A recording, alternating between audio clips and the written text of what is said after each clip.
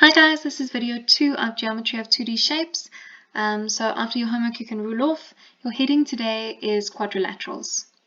And there's only one reason for quadrilaterals. So what I'm going to do is I'm going to do that reason with you, then I'm going to take you through an example, and then I'm going to give you some work to do by yourself. Alright, so if I'm given a quadrilateral, okay, quad meaning a four-sided shape, so like this one here, I know that the angles of quad, they add up to not 180 degrees, that's a triangle, they add up to 360 degrees, right?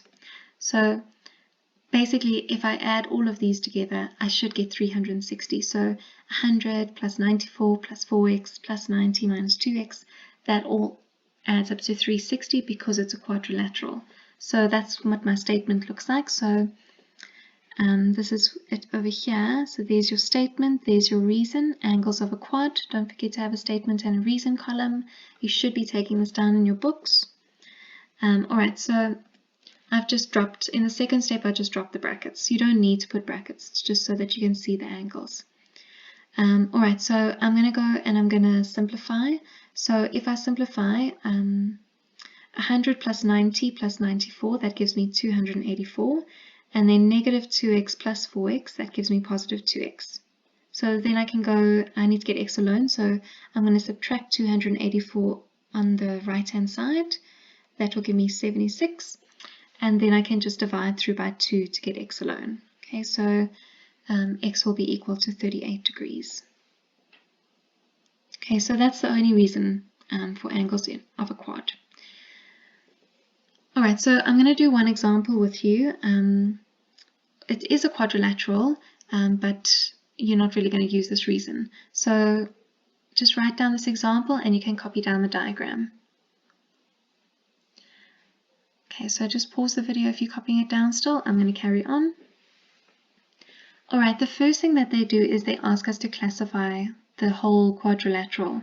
So when you are classifying something, you're looking at the diagonals, you're looking at the sides, you're checking parallel lines, you're checking all that kind of thing. If you want to check where the properties of the quadrilaterals are, you can find them on page 127 of your textbook. Also, there's a sharp worksheet that I've uploaded to Google Classroom. You can use that. I think the sharp worksheet is really nice because it also shows the diagonals. Okay, the properties of the quads in the textbook doesn't really show you your diagonals. Okay, so if you're having a look at that worksheet, the only two shapes where the diagonals are all equal to each other is a square and a rectangle. Okay, I know it doesn't look like a square or a rectangle because the sides are all slanted, but it's not drawn to scale, so you have to remember that. Okay, so the diagonals are all equal, so it must be a square or a rectangle. And then it can't be a square. Why can't it be a square? Because this side here is 8 and this side here is 5, right? So not all the sides are equal, so it must be a rectangle. So the opposite sides are equal, so it must be a rectangle. Okay, so now we've classified. So based on that classification, they're asking you to work out what x, y, and z are. Okay, well, how does that help us work out x, y, and z? What do I know about the angles of a rectangle? They're all equal to what? They're all equal to 90, right? So I know that that angle there, angle D, the whole thing is equal to 90. So that means that x plus 2x plus 60 adds up to 90 degrees. So I'm going to start with my statement and my reason column, and I'm going to say exactly what I just said. So x plus 2x plus 60 is equal to 90 degrees, and your reason is called adjacent complementary angles. So two angles that are next to each other that are complementary, so they add up to 90 degrees. Another reason that you can use is properties of a rectangle, all angles equal to 90. Okay, so properties of a rectangle. In this step here, all I've done is I've got my like terms together. So x plus 2x is equal to 3x. And then I can take the 60 over and subtract it, which will give me 30. Divide through by your 3, and you'll find that x is equal to 10. Okay, what I would recommend in these videos, guys, is that you watch the working out, and then you pause it and you write it down. Because if you're trying to write down and watch at the same time and understand, it can get a bit tricky. So rather watch some of the working out, and see if you understand, and then write it down. Don't try and write and watch, because you'll get confused. Okay. Alright, so I've worked out what x is equal to. I'm now going to go and I'm going to try and work out what y is equal to. Okay, so y is all the way here.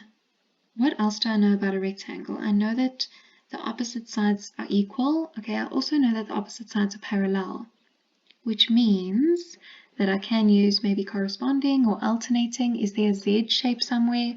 Yes, there is, right? There's your Z. So there's your alternating angles that are equal to each other. So I know that y will be equal to the same thing that x is, right? So y is equal to 10. There's your reason. Alternating angles equal, and then list your parallel lines. So AD is parallel to BC. Okay, so I'm just going to go and I'm going to fill in everything that we know. Okay, so I know that x is equal to 10, so I'll put a 10 there. I know that y is equal to 10, so I'll put a 10 there. Over here, I'm going to say 2 times 10, that will give me 20, plus 60, that's 80. Okay, so I've filled in all my angles that I know. Now I need to work out Z. Okay, the temptation is to think that this over here, these lines here, give you a Z. But I can't use that Z. Why? Because AC is not parallel to BC. Okay, so I can't do that.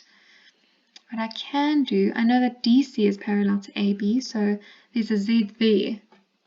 Okay, so I know that those two angles will be equal to each other. So I know that that will be equal to 80, right?